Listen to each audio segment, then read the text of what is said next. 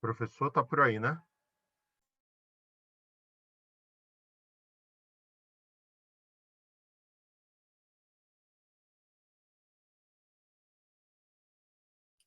Estou.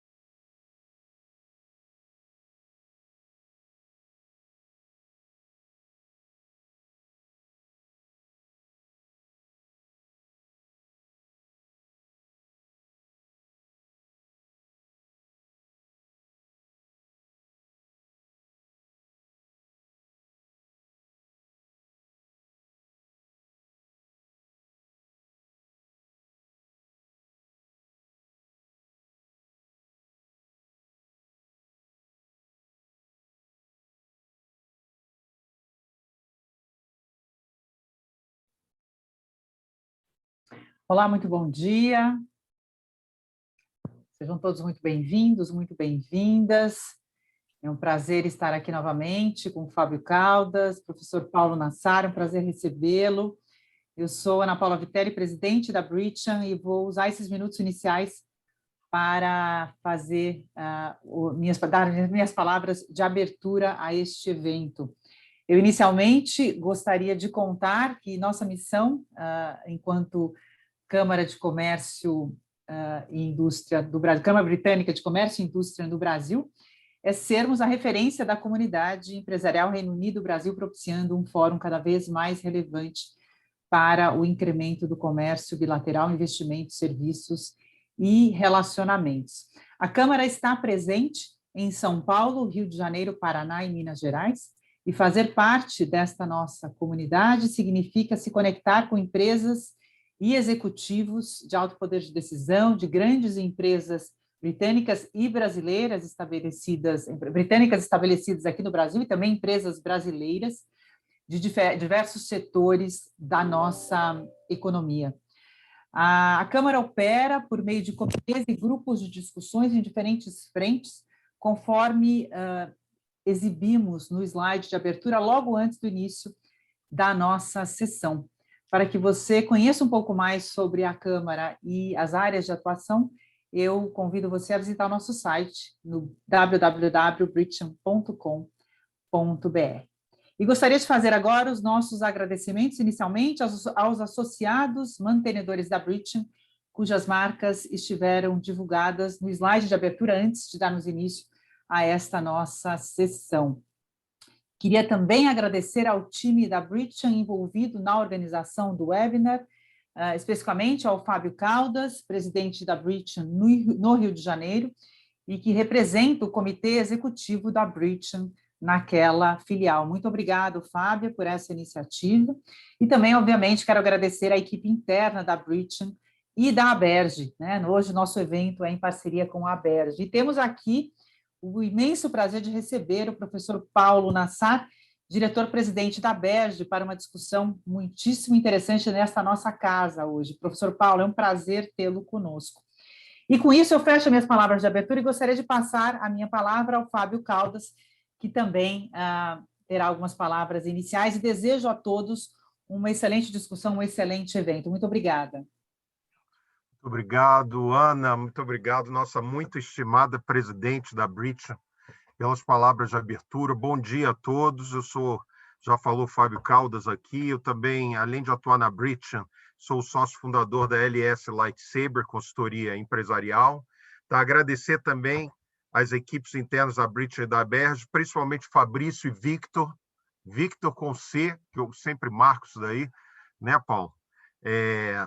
E também, logicamente, ao professor Paulo Nassar, tá? Que eu chamo de prof, tá, gente? Já falo logo aqui, porque se eu errar, é o prof, já vai logo de início, né? Por ter aceitado tão gentilmente, como sempre, o nosso convite aqui. E agradecer certamente a audiência que nos prestigia, né, aqui hoje, inclusive o diretor-geral da ABERJ, o Hamilton dos Santos, deve estar aqui com a gente, o pessoal do Conselho e tudo, da British e da ABERJ. Bom, como todos sabem, esse evento está sendo transmitido ao vivo, através do Zoom e também do canal. Nós temos um canal no YouTube.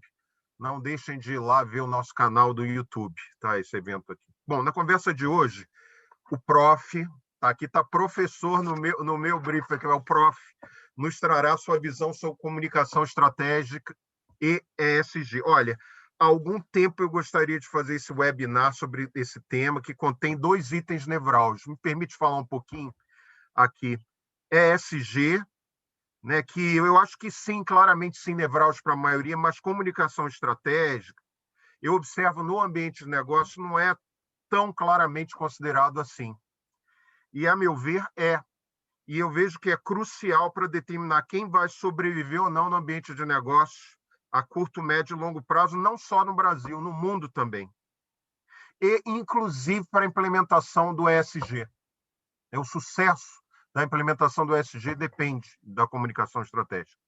Bom, as perguntas ao palestrante serão preferenciais aos associados da British e somente poderão ser enviadas através do Q&A, que vocês veem na parte de baixo aí da tela, da plataforma Zoom. E aí, gente, não vão poder ser consideradas perguntas feitas no YouTube, porque o chat do canal não está sendo moderado e os comentários estão desativados lá. Então, compreenda a gente aqui sobre esses aspectos que eu falei. Não percam, eu faço aqui um apelo à oportunidade de perguntar. Tem um acúmulo de conhecimento enorme aqui no Prof, tá enorme, eu sou testemunha disso há muitos anos, e, poxa, deixar de fazer uma pergunta que está inquietando, eu acho que é perder a oportunidade. Então, vou pedir para os que perguntarem que mencionem nome e empresa associada antes da pergunta para a gente identificar. Também vai haver uma curadoria das perguntas realizadas, sou eu que vou fazer, né? E visto que a restrição de tempo, a gente tem 1 hora, né? Britanicamente começando às 10, britanicamente fechando às 11, a gente já pede desculpa. Desculpem, depois vocês já podem me criticar aí, ficar chateado com o Fábio, mas eu peço desculpas por perguntas que não possam ser respondidas por causa de tempo ou alguma outra razão. Por fim, vamos seguir com o professor. Chega de ficar olhando para a minha cara, pessoal. E vou apresentar o professor aqui, é um prazer apresentar. Olha só, diretor-presidente da Associação Brasileira de Comunicação Empresarial, que é a ABERJ. Professor titular da Escola de Comunicações e Artes da Universidade de São Paulo, que é a ECA-USP. Doutor e mestre pela ECA-USP. É coordenador do Grupo de Estudos Novas Narrativas, o GENN, da ECA-USP. Pesquisador orientador de mestrado e doutorado do PPG-Com da ECA-USP, pesquisador da British Academy. Isso eu não sabia, prof. University of Liverpool, foi pesquisador de 2016 até 2017. E entre as outras premiações, eu estou perdendo fôlego aqui, ó, recebeu o Atlas Award, concedido pela PR, Public Relations Society of America, PRSA, dos Estados Unidos. Contribuições às práticas de relações públicas e o prêmio Comunicador do Ano. Olha só, gente, trajetória de vida, concedido pela Fundacom da Espanha. É coautor dos livros Communicating Causes, Strategic Public Relations for a Non-Profit Sector, publicado no Reino Unido em 2018, o Handbook of Financial Communication and Investor Relations, publicado em New Jersey em 2018, o que é a comunicação empresarial da Brasiliense, narrativas mediáticas e comunicação, construção da memória como processo de identidade organizacional, da Coimbra University Press, Portugal, 2018. Então, nós estamos aqui. E, prof, você esqueceu desse daqui, ó, né, que eu estou terminando de ler, o Lobby Comunicação. Ó. Fantástico, muito estratégico, como vai ser o conteúdo de hoje. Tá? Então, olha, vocês veem aí o que eu considero uma das maiores autoridades no globo em comunicação. Não estou exagerando aqui. Professor Paulo Nassar, a palavra é com você. Câmbio. Perfeito. Bem, primeiro, bom dia. É uma honra estar aqui, né? Recebido pela Ana Paula Vitelli, pelo Fábio Caldas, e eu me sinto em casa nessa comunidade tão afetuosa, né? Que me recebe para uma conversa, né? Eu acho que a gente hoje tem que trabalhar numa lógica do diálogo, né? Da conversa mesmo, né? Dos encontros, né? E evitar o tom professoral, né? Que muitas vezes evita exatamente as aproximações que são tão importantes, né? Quando se fala em comunicação, né? Bem, eu tenho uma apresentação que eu vou compartilhar com vocês. Eu acho que eu já posso colocar aqui, né? Tá? Deixa eu ver aqui como é que eu faço aqui para achar isso com isso. Bem, em que eu vou, durante aproximadamente 30 minutos, tá? Um pouquinho mais, tá? Mas eu vou tentar acelerar para a gente poder dialogar, tá? Trazer algumas questões que hoje, cada vez mais, elas entram no ambiente das discussões do C-Level e também dos conselhos de administração das grandes empresas que atuam no mundo, né? No Brasil, né? Por que isso, né? Porque a gente tem uma sociedade cada vez mais que trabalha, né, com temas que eu chamo de complexos. E o que eu entendo por complexo, né? Porque é uma palavra muito usada e é importante a gente colocar o que a gente entende por isso. A partir do olhar da comunicação, complexo é tudo aquilo que vai gerar inúmeros pontos de vista. E, a partir disso, pode gerar conflitos e até controvérsias, né? Numa escala, né? E esses temas hoje, eles invadiram esse ambiente do poder organizacional. Por que eu digo poder organizacional? Porque aí é óbvio, a gente tem uma interface com filosofia, e a gente vai lembrar o Aristóteles, porque ele diz o seguinte, que é a política que organiza a polis. Ora, se a gente pensa hoje nas empresas como polis, tá? Na dimensão que elas têm de PIBs, entre aspas, né? Equivalentes a PIBs de país, né? E etc., a gente vai entender a importância hoje desse ambiente onde as políticas organizacionais são desenhadas, inclusive as políticas de comunicação. E entendendo que essas políticas, elas também são narrativas, e essas narrativas, como diz Paul Ricoeur, né, um filósofo francês importante, falecido há pouco tempo, ele diz assim, olha, são as narrativas que organizam a nossa experiência no tempo e no espaço. Ou, dialeticamente, essas narrativas também podem desorganizar a nossa experiência no tempo e no espaço. E a nossa experiência é a experiência também da organização dos territórios, dos países, das comunidades e etc. Qual que é a questão, por exemplo, quando esses temas, então, complexos que invadem, né, os ambientes de poder provocam hoje, cada vez mais, a percepção e a realidade também de que os conselhos e o C-Level, eles não administram mais, e aí eu vou grifar isso que eu vou dizer, apenas o quê? Bens tangíveis, né? E aí bens, serviços, produtos, desculpem, mercados, mas também eles administram hoje o que a gente chama simbólico das organizações. Então, esse é o salto qualitativo do administrar, né? Dessa atividade, né? Importante, né? A partir do C-Level e também do olhar dos conselhos hoje. Entender a importância que tem hoje o simbólico organizacional. O simbólico ele tem hoje um impacto econômico enorme, né? Não é por acaso que principalmente a partir dos anos 1990, cada vez mais se fala em branding, né? Um olhar sobre a comunicação a partir vamos dizer, do campo do marketing, mas acrescentando valores hoje, né? Os princípios, né? As crenças, o valor da identidade de uma empresa ou instituição. Então, eu diria o seguinte, sem querer, por exemplo, também colocar de forma extrema, que um C-Level hoje, que um integrante do C-Level ou de um conselho hoje, que não se alinhou a essa percepção de que existe hoje a necessidade de administrar os mercados, né, os tangíveis, né, produtos, serviços, etc., e também a necessidade de administrar o simbólico. Se essa percepção não caiu, a gente pode dizer que esse integrante ele está sofrendo de um analfabetismo em termos hoje ligados a essa sociedade hoje extremamente ligada à comunicação, né? Muitas vezes se chama sociedade da informação, sociedade das redes, sociedade, enfim, as denominações são inúmeras. Tal.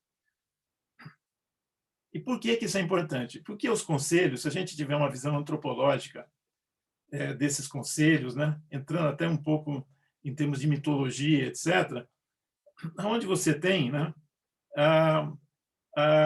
Você tem pessoas que são reconhecidamente importantes, né? Pelos seus conhecimentos, pelas suas trajetórias de vida, né? No campo das suas atividades, dos segmentos econômicos que elas atuam na sociedade e etc. Né? Essas pessoas, então, elas são, pelas posições que elas ocupam, né? Elas têm, vamos dizer, uma dimensão de quase que deuses, né? Enfim, pessoas assim que transitam num ambiente quase sagrado desse ambiente organizacional, em que a gente vê que eles zelam, né? Por atributos, né? Por um patrimônio importantíssimo de cada organização, que são as grandes metanarrativas, né? Ou seja, as narrativas mais abrangentes da organização, né? E essas narrativas, elas são, num resumo, as narrativas o quê? Da competência, da legalidade e da legitimidade da organização. Quase lembrando a forma como Norberto Bobbio encara, né, a importância do equilíbrio desses três elementos. Né?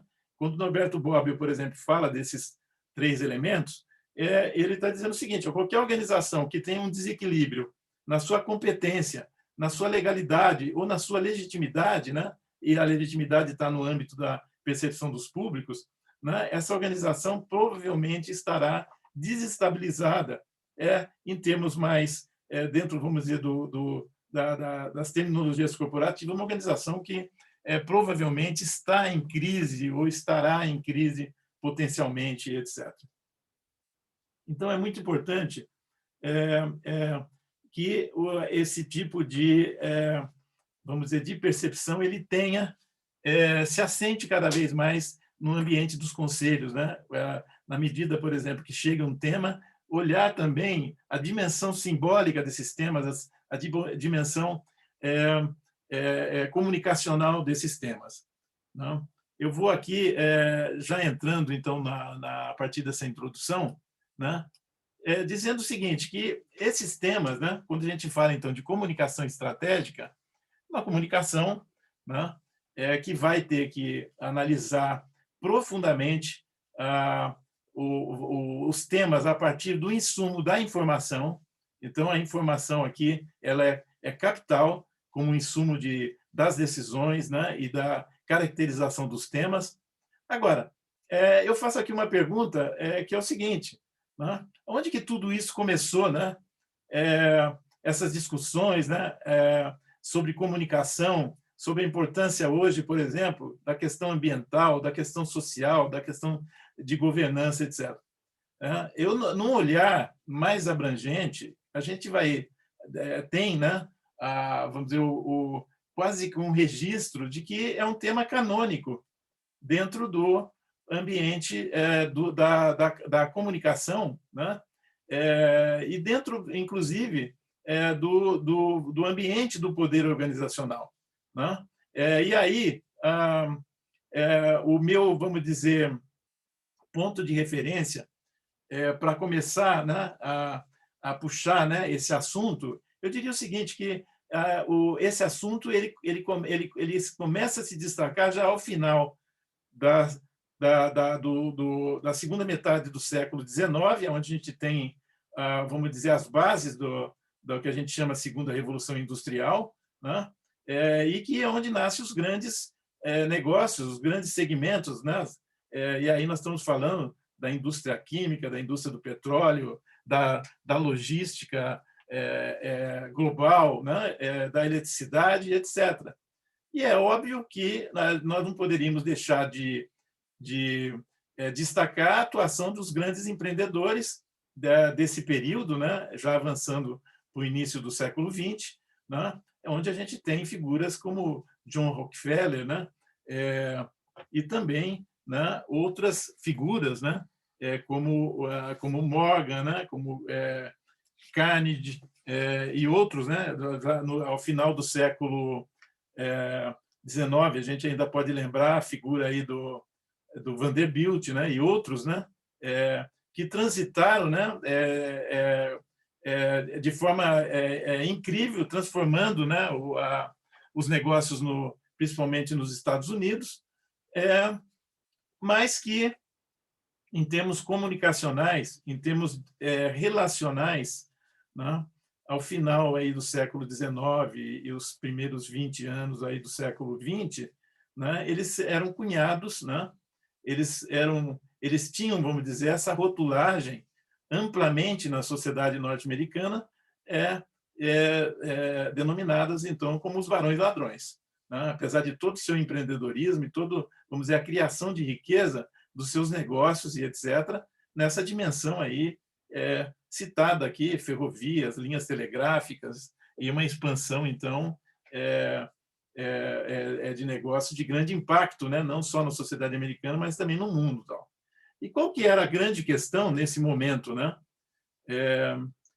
Nesse momento, eles precisaram, e aí nós estamos falando já no começo do século XX, né? Fazer uma captação vamos dizer, atrair, né? Um capital intensivo, né?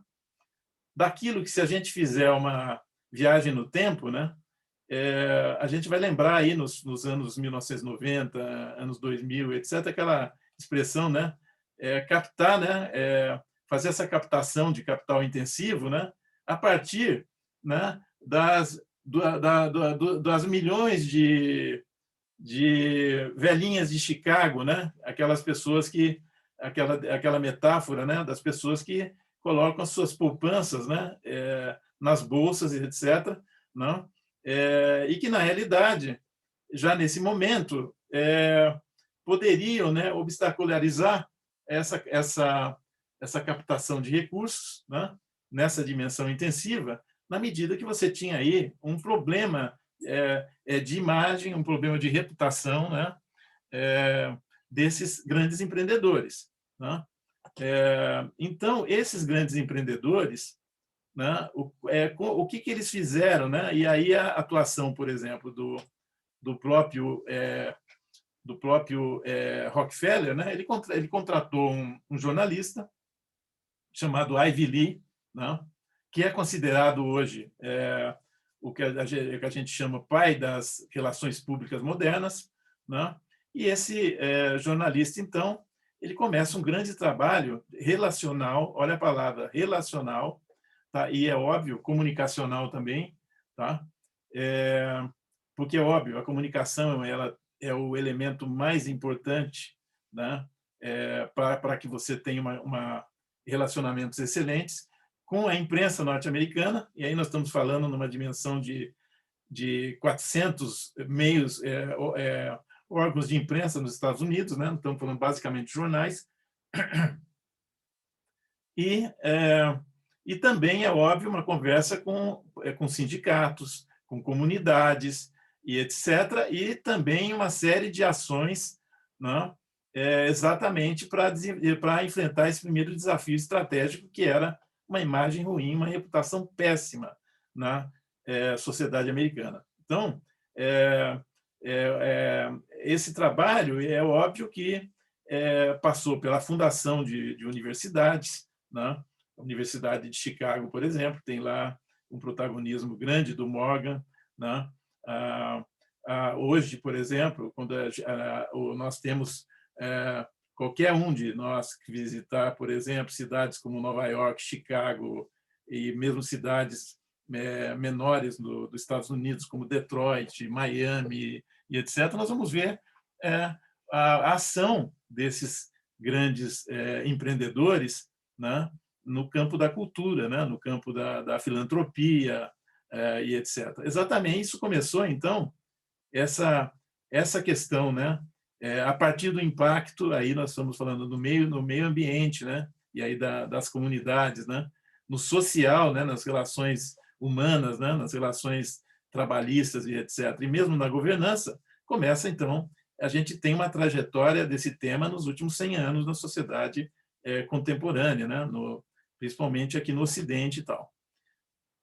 E é óbvio que o desafio 2 e o desafio 3 passa por uma questão importante, que é o seguinte, quer dizer, qualquer organização nessas dimensões que nós estamos falando, né, e isso é óbvio, já influenciando o médio e o pequeno negócio hoje também, né, tá? Porque as grandes organizações, elas ditam tendências, né, elas ditam comportamentos, né, elas impõem através de, vamos dizer, dos seus compliances, né, e etc., né, mudança de comportamentos de fornecedores, de distribuidores, e etc. E a gente tem também a figura aí do próprio consumidor também aí, né, nesse momento, e hoje, né, o papel aí dado, vamos dizer, dos detentores de capital no mundo também. Então, há a necessidade de comunicar competência e legalidade para conquistar legitimidade, não só na sociedade norte-americana, na trajetória que eu estou descrevendo, mas no momento que nós estamos vivendo, né? Competência, fazer bem, né? A legalidade, né? Fazer conforme, né, as leis, né, de um país, etc., e conquistar esse patrimônio simbólico, né, mas real também, concedido pela sociedade, pelos públicos, que a gente chama, então, né, denomina aí como legitimidade. E numa transição, né, porque a gente poderia já chamar de retórica, né, e aí é óbvio, né, a gente vai lá na Grécia e é onde Aristóteles, por exemplo, já trabalhava a visão de que quando você produz, quando você atua, você tem que ser útil, né? E essa utilidade, muitas vezes, ela já está na razão social de uma organização, né? Aquela que registrada nas juntas, nos cartórios e etc. E o compatível também é você estar alinhado com os desejos da sociedade, né? Em direção a um progresso e etc. E como que as organizações elas expressam isso? Expressam isso muitas vezes e pela sua responsabilidade comercial, né? Pela sua responsabilidade fiscal, e expressa em números mesmo, né? Qual que é a contribuição que os negócios trazem para uma sociedade em termos de geração de impostos, de inovações, formação de pessoas, e etc., etc. E a transcendência, que é um atributo dos deuses, ela é aquilo que se faz, né, além de ser útil e de se pagar impostos e etc., né? Então, esse é o desafio que esses 3 desafios eles permanecem na sociedade que nós vivemos, tal. Então, o que é importante para a gente entender aqui? Aqui a gente tem, se nós fôssemos para uma visão de mensuração, né, uma mensuração centenária, nós vamos ver no caso dos famosos barões ladrões, né, nós estamos vendo que as imagens, né, de uma grande parte deles, daqueles que os negócios permaneceram, né, em nossa sociedade ainda, né, eles estão hoje associados a fundações, a apoios, a patrocínios, a ligação com think tanks, institutos, ONGs, etc., etc., né? Não esquecendo que a sociedade norte-americana ela é uma sociedade, como Alex Tocqueville, né, destacou, né, uma sociedade das associações, vamos dizer, das conexões, né, e isso já desde o final do século XVIII e permanece até nossos dias, né? Bem, a questão disso, então, né, é que as organizações elas precisam, a partir dessas decisões, do aval, do exemplo, né, do C-Level e dos conselhos, criar o que o Berg e o Luckmann chamam de edifício da legitimação, né? Bem, e é óbvio que tudo isso, a expressão de tudo isso é o que a gente chama de narrativas, né? Existe hoje, né, um meio ambiente, né, de narrativas, desde as narrativas técnicas, as narrativas administrativas, narrativas históricas, todos os tipos de narrativas, né, que as organizações têm, né, elas precisam incorporar esses elementos, não só os elementos estritamente ligados ao que o Jerome McCarthy chamou, já nos anos 1960, de mix de marketing, né, os famosos P's, né, produto, preço, promotion, né? Por exemplo, né? Bem, e é óbvio que a gente avança aqui entendendo o valor hoje de cada vez mais do C-Level promover um processo de institucionalização dos negócios mesmo, né? Por quê? Porque quando você institucionaliza, você cria um escudo simbólico, né? Porque é óbvio, o percurso na vida, seja pessoal ou de negócios, ele não é, vamos dizer, voo cruzeiro. As coisas vão acontecendo e todas as organizações enfrentam, em algum momento, algum tipo de crise, né? E é óbvio que, cada vez mais, o líder empresarial, né, aquele que falava apenas de negócios, apenas do business, né, ele também precisa ser percebido como líder institucional. Tá? E aqui, é óbvio, eu faço uma pergunta para vocês, que é o seguinte, se nós olharmos, por exemplo, né, uma lista de líderes empresariais brasileiros, né, ou que atuam no Brasil, né, principalmente nos anos 1970, né, no quadro do que nós foi denominado Milagre Brasileiro, né, nós vamos ver o seguinte, que a gente consegue detectar líderes empresariais claramente, mas a gente vai ter muita dificuldade para detectar, de repente, alguém que tenha galgado esse status de líder institucional, né? E é óbvio que, quando você pensa o que é, né, ser um líder institucional, a partir do próprio conceito de instituição, ser percebido positivamente de maneira abrangente, né? E aí por toda a sociedade, pela sua história, pelas suas crenças, pelos seus valores, pelos seus impactos sociais, né? A sociedade brasileira ela precisa cada vez mais de líderes institucionais a partir mesmo das histórias empresariais, né? Nós vimos em anos anteriores tentativas de busca dessa liderança, né? Então, eu, por exemplo, lembro do Antônio Emílio de Moraes, né, que, num certo momento de sua vida, ele também traz, né, outras dimensões das suas atividades como ser humano, né, exatamente na procura disso, né? Ou mesmo lá atrás, Olavo Setúbal. E hoje a gente vê tentativas também nesse sentido, né? E é óbvio que, quando você está falando dessa forma, você está procurando exatamente mostrar uma atividade que saia apenas daquilo que eu denominei, né, administração de negócios, de bens e serviços, dos mercados, etc., e também em uma dimensão do simbólico, né, porque o simbólico ele tem valor econômico, né, ele impacta positivamente, negativamente, etc., né? E aí onde nós estamos hoje, né? Para a gente caminhar aí, para não ter uma conversa estourando o tempo britânico, como o colega Fábio destacou, né? Nós estamos num momento de transição. E essa frase do Churchill é bem interessante, é uma frase de 1925, né?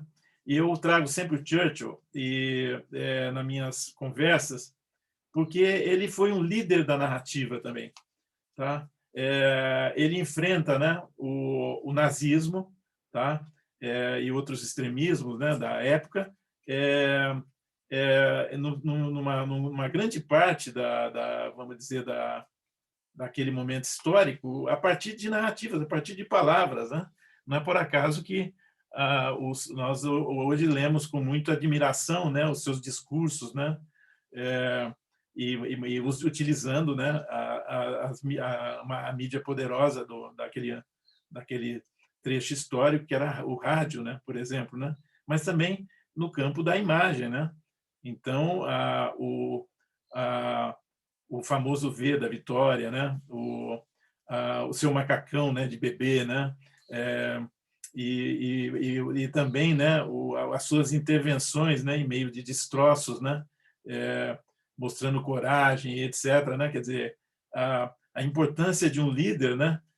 Como, vamos dizer, a representação da dignidade de um povo, né? Dos seus valores, né? E etc., né? Então, onde nós estamos, né? Essa é importante e tal. Eu acho que aqui o Philip Kotler, por ser um papa, né, do marketing, ele pode ser uma referência importante, porque no seu livro Administração de Marketing, né, a Bíblia do marketing contemporâneo, ele começa a partir vamos dizer, de 4 P's. Hoje, por exemplo, que eram produto, preço, praça, né, promotion, e hoje, nas suas últimas edições, nós estamos aí com 10, 11 P's, né, e um deles públicos, né? Essa visão da importância hoje de quando você faz uma operação, mesmo a mais simples comercial, você colocar essas outras dimensões. E essa frase ela é uma frase capital. Quer dizer, toda organização ela vive no meio ambiente de públicos, ela navega no meio ambiente de públicos. E essa visão dos públicos, né, ela vai nos trazer representações tradicionais, né, em que a gente vê aqui uma organização enorme no meio, uma representação aqui com grande poder, né, representativo, né, e com os seus públicos, né, e muitas vezes a partir dos meados de 1980 a gente começa a denominar esses protagonistas como stakeholders, né? Agora, é óbvio que o que a gente tem aqui, né, que tem de estratégico aqui, é entender que na sociedade contemporânea as pessoas não estão, de repente, em caixinhas assim, separadas, elas têm multipapéis enquanto públicos, e muitas vezes o funcionário, o empregado, outras denominações que a gente dá, ele também é acionista, ele faz parte de uma comunidade, ele é um parceiro de alguma forma, ele participa de uma ONG, muitas vezes ele faz parte também da comunidade acadêmica e científica. E aí, só para vocês terem, assim, vamos dizer, algumas coisas que a gente discute em salas de guerra, né? E onde estão representantes de C-Level, por exemplo, a gente tem aqui, se a gente tem uma visão tradicional das coisas separadinhas assim, a gente não tem a dimensão, por exemplo, do tema do vazamento de informações. Não. Porque muitas vezes o vazamento de informações ele se dá por algum desalinhamento da organização em termos dos quê? Da sua competência, da sua legalidade, né, que vai levar a problemas no campo da sua legitimidade, né? Então, as organizações hoje elas procuram outros tipos de representações, né? Elas atualizaram cada vez mais essas representações, né? Entendendo que é óbvio, aqui estou trabalhando com dois extremos, né? Entendendo que as organizações não perderam o seu poder, elas continuam poderosas, né? A partir do seu poder econômico, do seu poder de inovação e do seu poder político, inclusive, e outros poderes, né? Mas que hoje você não tem só um espectador, né? Em relação àquilo que as organizações fazem, aquilo que acontece na sociedade. Você tem um espectador, tá? Em que você tem o quê? Você tem aqueles que eram considerados passivos, só receptores de informações, eles também estão produzindo o quê? Conteúdos, né? Então, o que a gente tem? A gente não tem mais uma organização, né? Quando se olha do ponto de vista do território da comunicação, ela produzindo narrativa sobre ela mesma e impondo essa narrativa para a sociedade, e a sociedade acreditando, né, naquilo que é colocado, ou muitas vezes desacreditando, mas sem poder de circular as suas contranarrativas, né, em relação àquilo que a organização está veiculando, né? E aqui é óbvio, nós temos uma discussão importante também, passando rapidamente por isso, que nós estamos numa sociedade em que nós temos uma antropologia hoje do smartphone. Tá? O que significa uma antropologia do smartphone? Significa que nós temos novos rituais de consumo de informação, novos rituais de produção de informação e novos rituais de circulação de informação. Então, a partir de qualquer um desses pontinhos, né, sem poder econômico, sem poder político, muitas vezes, você tem o consumo de informação, a produção de informação e a circulação de informação, né, numa dimensão nunca vista, né, num novo momento desse tipo vamos dizer, de rituais, de hábitos comunicacionais, né? Então, vocês veem, por exemplo, que a importância de entender, né, com o advento, né, dessas inovações, né, dessa comunicação cada vez mais móvel, né, com uma conveniência extrema, porque tudo está nas mãos, né? Produção de imagem, a produção de som, né? E também, é óbvio, a circulação disso e também o consumo, né? Em algo que, de alguns centímetros nas mãos das pessoas, né? Em termos globais, né? E é só para a gente entender o que significa, e dentro da academia a gente trabalha muito esse conceito, né? Que é esse poder, né? Essa perda de centralidade das organizações. Nesse sentido, quer dizer, elas não são mais os únicos produtores de conteúdos, tal como Copérnico coloca no século XVI, né? Elas não são mais o centro do universo produtor de narrativas, né? Continuam sendo fontes narrativas importantes, né? Não estou dizendo aqui que as fontes tradicionais de produção narrativa, que é a família, né? A escola, o trabalho, né? A igreja, né? E outras grandes instituições não deixaram de ser importantes, mas elas não têm mais aquele poder único de produção de narrativa. Faço uma brincadeira dizendo que os P's perderam poder. Ganharam alguns poderes também, outros. E esses P's hoje são o pai, né? Entre aspas, o patrão, o professor, o prefeito, o presidente, o pai de santo, o pesquisador, e aí vai. Algo para a gente pensar, né? E é óbvio que, quando se fala, então, nessa nova dimensão, nós estamos falando numa visão de uma sociedade at large, né? Aquilo que acontece dentro de uma empresa hoje, né, está acontecendo dentro da sociedade. A empresa hoje é um território que é a expansão da sociedade. A empresa hoje ela não é mais uma ilha isolada, e ela também, é óbvio, se estende na dimensão da sociedade, né? E esse, então, C-level, ele vai ter que ter se atualizar, né, em relação a essas questões. Quer dizer, nós estamos nos comunicando cada vez mais em redes, nós temos aqui o advento de novos produtores de conteúdo, o conteúdo é centro, todos no extremo são comunicadores, são relacionadores, estamos operando em grande incerteza, né? A pandemia nos mostrou isso, né? Nós não podemos mais só falar uma visão egocêntrica, né? Mas agora ecocêntrica, né? Cada vez mais olhando o outro, a alteridade, etc. Né? Bem, e é óbvio, tudo isso, né, vai levar ao alinhamento das organizações como extensões desse território, né, ao que a gente chama comportamental, cultural, econômico, histórico, digital, tecnológico, até chegar na temática ESG. Né? Então, a gente está falando aí em um C-level, num integrante de conselhos, né, cada vez mais culto, né? Porque essas dimensões são dimensões de interface.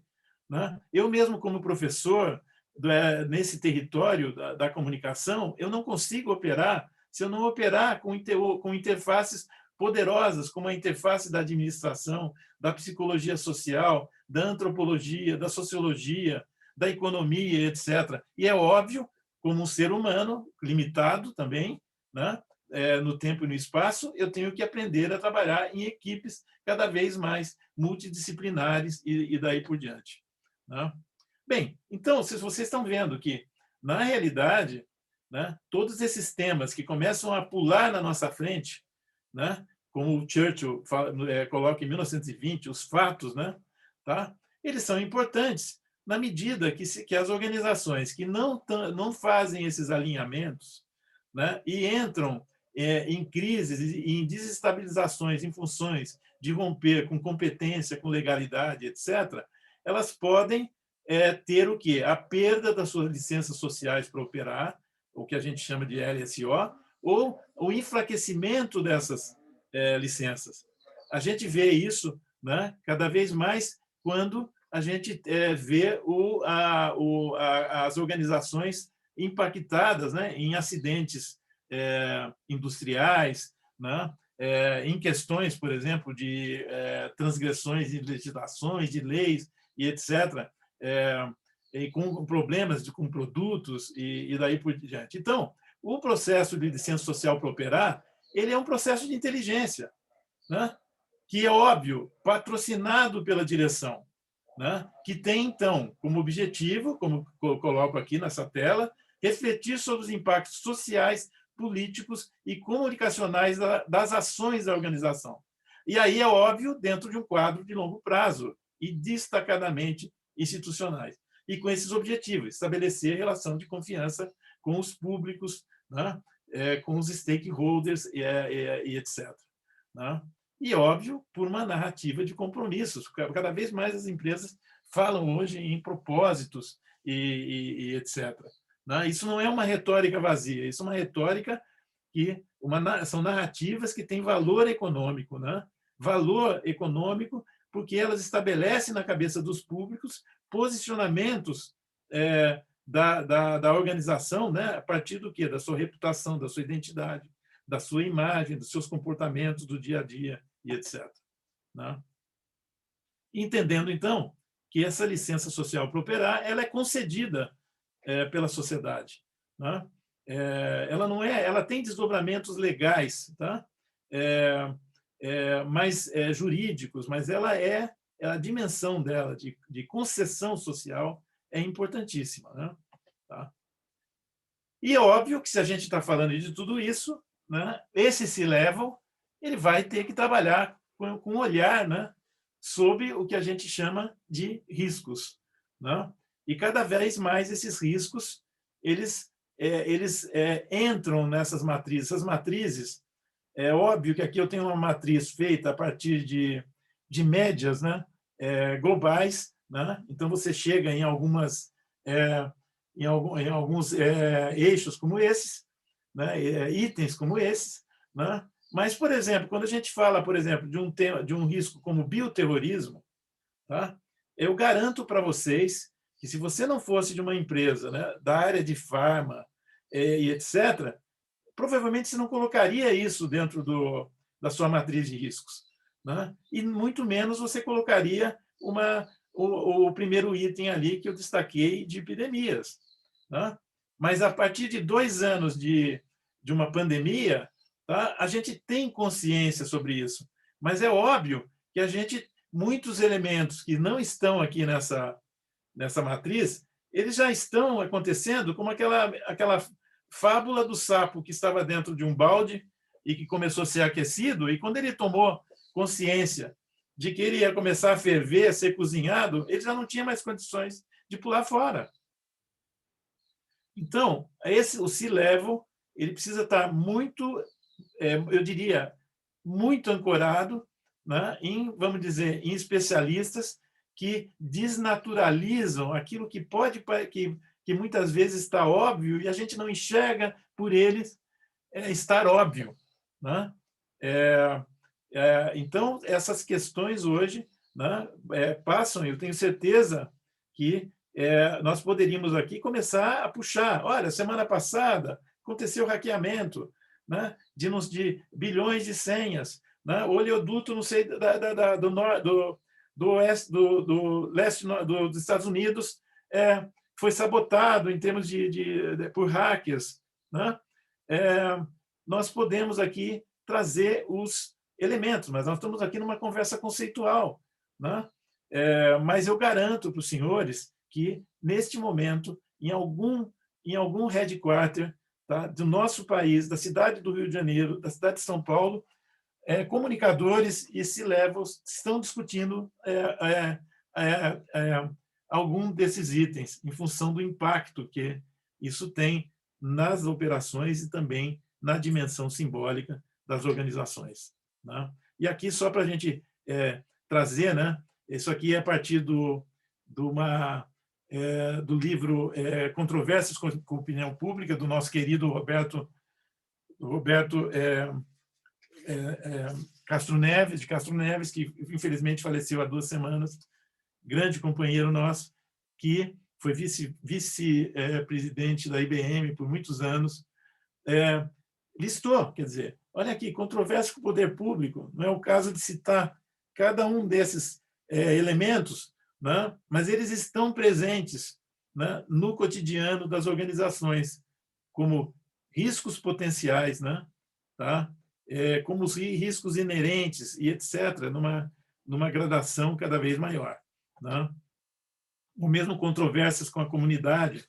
Então, vocês estão vendo aqui que tem uma inteligência aqui, que é o mapeamento de questões públicas, né, ligadas a controvérsias com a comunidade, com minorias, questões de mulheres, ativistas sociais, nacionais e etnias, e etc., etc.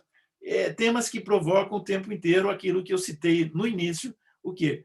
Inúmeros pontos de vista, controvérsias e etc. E aí, puxando, né, uma outra frase de Churchill, né, que é muito interessante, que ele nos diz o seguinte, ó, isso em 1940, ele diz assim: a crítica no corpo social, né, na sociedade, é como dor no corpo humano. Não é agradável, mas o que seria do corpo sem ela?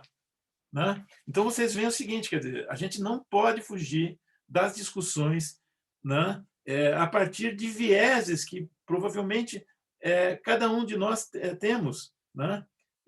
Principalmente quando conduzimos organizações que têm impacto na sociedade, né, nos resultados, no futuro da sociedade.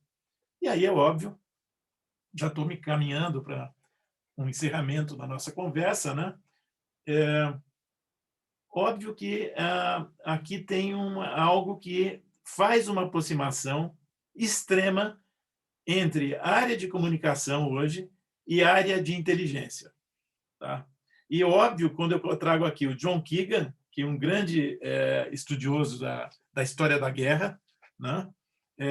Ele ressalta que o termo inteligência ele não deve ser visto exclusivamente em seu aspecto militar. Nós estamos falando de algo hoje, né, que as organizações estão fazendo nesse momento, nesse segundo, que é o seguinte: elas estão procurando encontrar aquela informação hoje que circula em rede no mundo, naquela dimensão que nós colocamos aqui, de uma sociedade em rede, tá? E que precisa ser encontrada, aquela informação que vai ter impacto potencial ou não, né? Mas que, de alguma forma, ela precisa ser detectada pela organização, né? Essa informação, então, ela passa por um processo de procura, de seleção da detecção dessa informação, e aí é óbvio, da interpretação dessa informação, né? E partindo, e também a partir da seleção, da interpretação, para opinião sobre essa informação. Então, esses níveis, né? Esse nível informacional, esse nível interpretativo, esse nível opinativo, né? Hoje, ele é um nível, ele é um exercício de inteligência, né? Baseado em plataformas tecnológicas que têm um custo hoje razoável e importantíssimo para as organizações, e feito por equipes hoje multidisciplinares, né? Então, vocês estão vendo aqui, o Keegan, ele traz, né, destaque sobre isso, né, que a informação precisa ser encontrada, né? Ela precisa ser interpretada pela informação, ela precisa ter credibilidade, porque nós temos aqui um fenômeno hoje também da sociedade da informação, que é o fake news, né? O fenômeno da desinformação, que é uma indústria, né? É uma indústria hoje que por ano ela opera algo em torno de 78 bilhões de dólares, né? Mais ou menos metade da fortuna lá do Jeff Bezos, tá? Então, essa indústria, que eu chamo de indústria das relações não públicas, elas têm hoje também um impacto enorme, né, no campo hoje desse exercício aqui, né? A Berge lançou agora uma aliança empresarial contra as fake news. Nós já temos quase 100 organizações globais apoiando essa iniciativa para educar, para esse exercício comunicacional, os públicos internos das organizações. E, óbvio, para implementar, então, esse processo, convencer os responsáveis, e se levam pelas decisões que a informação é confiável, tá? Bem, então, esse exercício aqui, qual a novidade? É que o C-Level e os conselhos estão nesse processo, né? É um processo de inteligência, tá? Visando resultados de médio, de longo prazo, tá? Resultados que procuram a institucionalização da organização, né? E é óbvio, né? Entendendo cada vez mais que esse horizonte de inteligência hoje ele ultrapassou os 160 quilômetros, que eram os horizontes das marinhas, né? Principalmente da Marinha Inglesa, século XIX. Tá? Então, esse demandar de inteligência em tempo real, né? E todos esses ritos e rituais, né? Ligados à questão hoje do que eu chamo de antropologia do smartphone. Tá? Bem, vamos passar rapidamente, então, de como que isso começa a impactar a nossa comunidade empresarial. Então, a gente tem aqui o IBGC, que, na sua definição de comunicação, ele já traz essa preocupação, tá? E já faz também um exercício de sensibilizar as pessoas que disputam os seus postos em conselhos ligados à questão da comunicação, né? Então, a gente vê o seguinte, quer dizer, cada vez mais a comunicação contribui para a criação ou destruição de valor. Tá? A Berge vê isso como a comunicação, né? Como tudo, né? É comunicação, a sociedade é texto, né? A organização é texto, na sua dimensão, de todas as formas como isso pode ser expresso, de formas analógicas, digitais e etc. Né? E entrando, então, para finalizar, na questão do ESG, que não é uma questão nova. Né? Quando a gente, na Rio 92, já se falava em triple bottom line, que, no fundo, passa pelos 3 pontos ligados das falas sobre ESG. Mas qual a novidade aqui? A novidade é o seguinte: os grandes fundos internacionais, BlackRock, Temasek em Singapura e etc., começam a entender, né, que no campo dos próprios fundos de investimento, eles já tinham concorrência. Os millennials, né, que já chegaram aos 35 anos hoje, começaram a procurar fundos menores, tá, que concorrem com BlackRock, por exemplo, né, procurando o quê? Disponibilizar os seus capitais, né, em lugares onde você tem o quê? Um compliance em relação às questões ambientais, sociais e de governança, né? E essa dimensão, então, traz o quê? Uma nova visão, um novo modelo de capitalismo, né? Principalmente hoje com grande destaque na mídia liberal. Nós estamos falando aí de Financial Times, Economist e etc. Tá? E baseada nesses princípios, né, de procurar cada vez mais se alinhar, né, às boas práticas e etc. Temos aqui a figura de CEOs hoje, muitos deles chamados de investidores ativistas e etc. Né? Nós temos os think tanks também, cada vez mais se posicionando em relação a essas questões e daí por diante. E é óbvio, alguma coisa que era a famosa responsabilidade social corporativa, principalmente no final dos anos 90, vai cada vez mais para essa visão do ESG, né? E é óbvio que, então, o que a gente tem é que hoje o C-Level e os conselhos, cada vez mais, eles fazem a zeladoria do navio.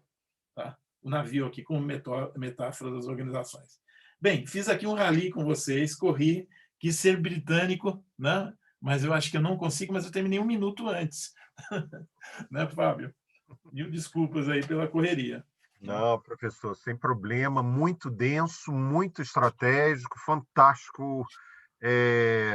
Eu não tenho um ponto assim diferente do que eu penso sobre o que você falou, né, sobre o quadro que você trouxe aqui, que dá muitos insights para o futuro, né? E aí eu acho que vale a pena a gente estender só uns 5 minutinhos para uma pergunta que me mandaram aqui no Zap, mas pediram para não se identificar nessa pergunta. Tá? Então, a rigor, ela se desdobra um pouquinho, e aí daqui a uns 5 minutos a gente encerra. Olha só, eu achei bastante interessante. É assim, ó, como você vê o estágio do Brasil versus outros países no sentido de inserir a comunicação estratégica nas estratégias de negócio das empresas e em seus boards? Aí ele faz o comentário aqui: não vemos conselheiros e presidentes, vice-presidentes executivos com trajetórias profissionais ligadas a comunicações e RIG, relações institucionais e governamentais. Botou RIG assim.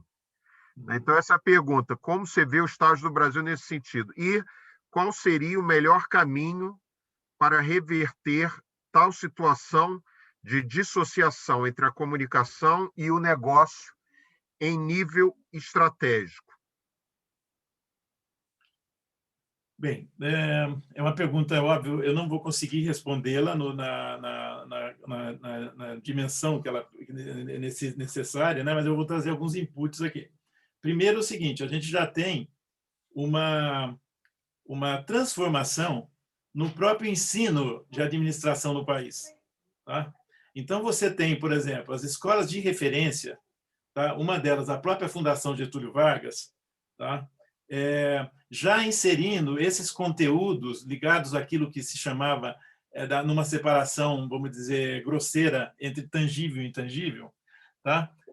Trazendo os conteúdos ligados ao simbólico dentro dos seus conteúdos do dia a dia e daí por diante. Tá? Então, se você, por exemplo, a Berge tem uma pesquisa que ela fez com estudantes das escolas premium de administração e economia do país, tá? E são basicamente 6 escolas, né? São Paulo, Rio de Janeiro e Minas Gerais, tá? Entre elas, né, a PUC do Rio de Janeiro, né, a Fundação Getúlio Vargas, São Paulo, de repente, a própria Fundação, a própria FEA e o INSPER, etc., tá? Em que a gente vê esses conteúdos entrando, exatamente para a formação educacional desse futuro executivo, tá? Nessa dimensão necessária hoje. Tá? Agora, o que acontece? Se você falar de empresas brasileiras que estão se globalizando ou já estão globalizadas, elas vêm, vamos dizer, arrastadas por uma tendência que é global, né? Você não tem mais um tempo estendido como a gente tinha anteriormente. Você poderia falar, daqui 2 anos, daqui X tempo, nós vamos ter a formação. Não, essa formação ela é necessária porque esse executivo pode estar exposto a uma situação de algum tema, em relação a algum tema, tá? Da manhã para a tarde. Tá? Né? Então, o que a gente tem? A gente tem aí um processo que a própria sociedade está se impondo. Né? Por isso que eu trouxe a frase do Churchill, né? Que os fatos eles pulam na mesa, eles pulam a questão comunicacional, essa integração hoje entre as áreas relacionais, por exemplo, relações com investidores, relações governamentais, relações públicas, etc., elas se dão numa integração maior. Até porque, conceitualmente, todas essas áreas estão numa, vamos dizer, num campo que a gente chama ciências sociais aplicadas. Tá?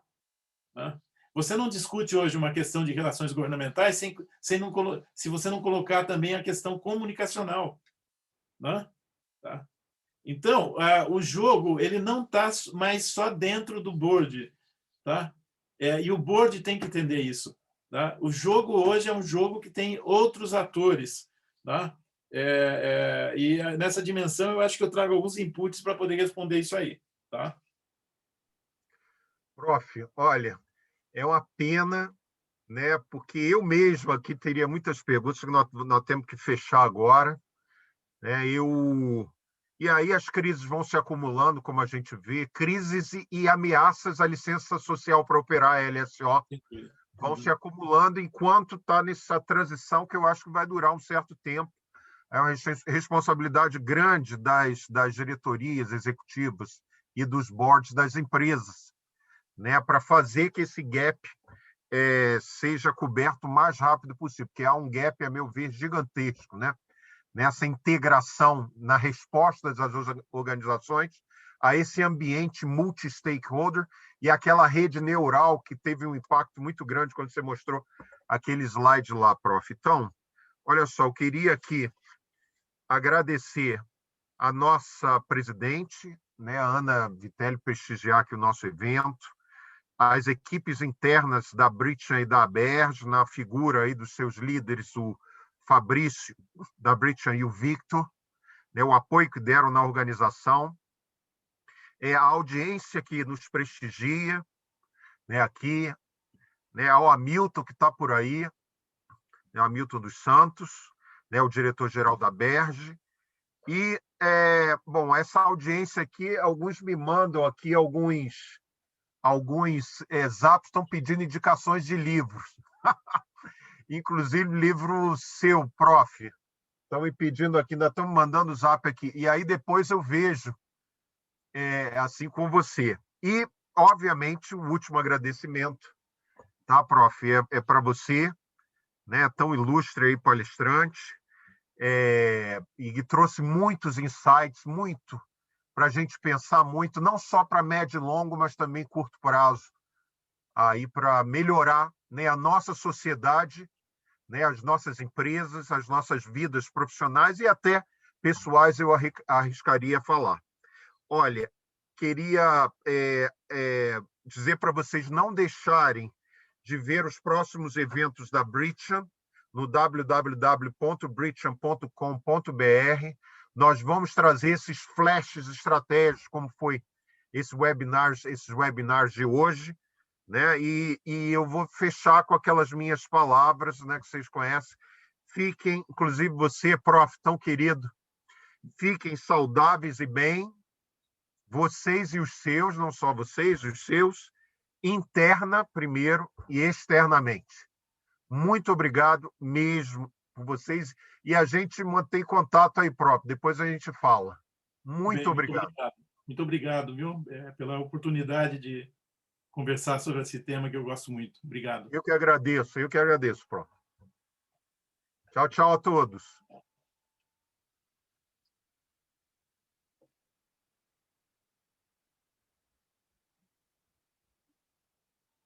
É só desligar, prof. Perfeito. Depois a gente fala, eu mando o zap.